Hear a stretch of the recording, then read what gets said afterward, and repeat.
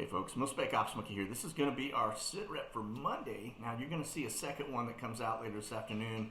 That is for the F-35, and that is wrapping up that series. Again, those were pre-recorded, and that was when I knew I was going to be on the road. Didn't know this was going to be going hot, but this one is just kind of an addition to. This is going to be short and sweet. Again, you can see I'm still on the road. We're at our another rental house, I guess Airbnb.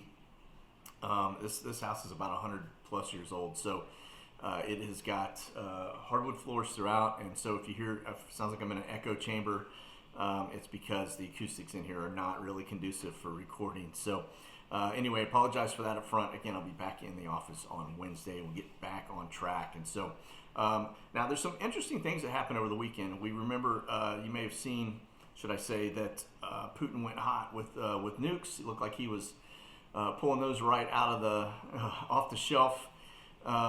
It does appear that Ukraine is not going as quickly as he expected it to go. I think he is thinking that would fold in a couple of days, and now we're on day 5, and it is continuing on. And so for him to pull the nukes out of the closet, I thought was a pretty interesting deal.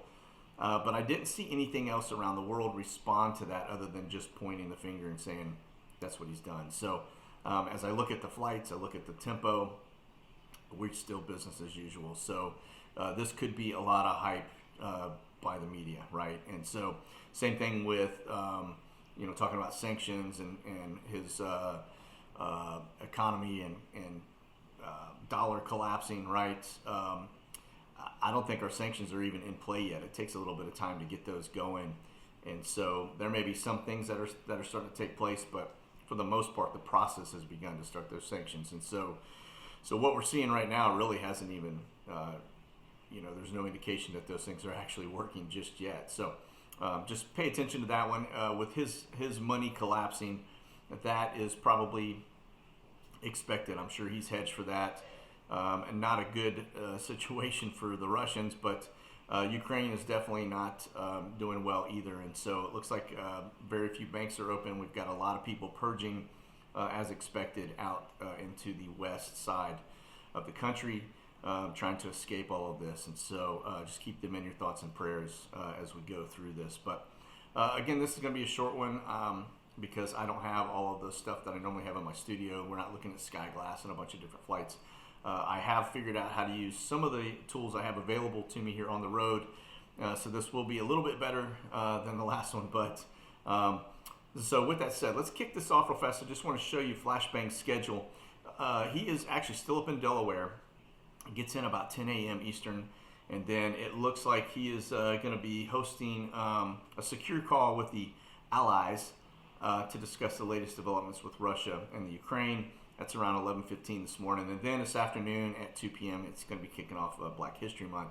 Now, if we get into the TFRs, just so you can see, we still got the space operations down in Florida.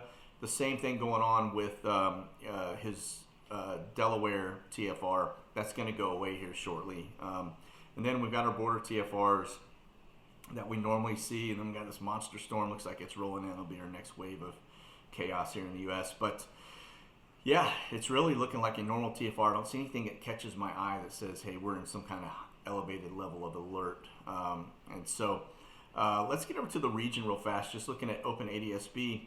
Now you're going to notice we've got some E3 AWACS that are NATO in the region that are doing that little circle thing, right, where they're actually doing man-in-the-middle data grab.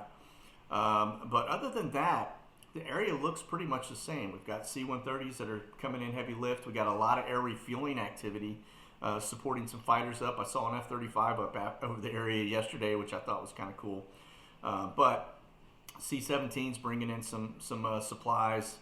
But it's starting to look kind of like a normal, you really never even know anything's going on. It hasn't changed much since we started. So Putin breaking out the nukes didn't really change the dynamics over on the west of Ukraine. And so, again, air refueling seems to be the biggest thing going right now. It looks like we've got a lot of fighters up that are doing just kind of combat air patrol from all the NATO nations. I am seeing an uptick in helicopter activity, but those are pretty far west of the Ukraine border. So, okay, now the last one we want to look at here real fast is going to be the Black Sea. I will tell you that that area has cleared out quite a bit since what we've been originally looking at in the last couple of days. It looks like we've got kind of a buildup of people trying to exit down by Istanbul. But other than that, I think somebody's realized that that is kind of no man's land, that the Soviets are in there, or sorry, the Russians are in there. UK's in there. You've got probably the US in there, I would imagine. And I imagine there are quite a bit of subs in that area too right now. So looks to be clearing out, which tells you that's probably getting ready to start getting into the naval battle aspect of this as people jockey around. So very interesting. All right, let's get over here to Biggs Army Airfield. It looks like we've got some departures, things rolling out of there. We got some camber flights headed into Fort Worth, some into Charleston, and then out to Anchorage, Alaska. That's going to be folks headed out to Asia. And then arrivals, we have some aircraft coming in. It's Omni coming in. We've got some coming in from actually Kentucky, Fort Campbell, Kentucky. And then we've got one coming in from Guantanamo Bay, which I thought was interesting. I don't see camber flights rolling in and out of Guantanamo Bay very frequently. So, but that is pretty much it. I think stay frosty, like I always say. This is going to be interesting as the sanctions start to get put into play and people start to jockey. I think as soon as we put the squeeze on them with these sanctions, they're going to be doing some retaliation towards the NATO nations. So the cyber attacks, I think, are what are on the horizon here in the near future. So, all right, listen, you guys stay frosty out there. I'll see you soon. God bless. Monkey out.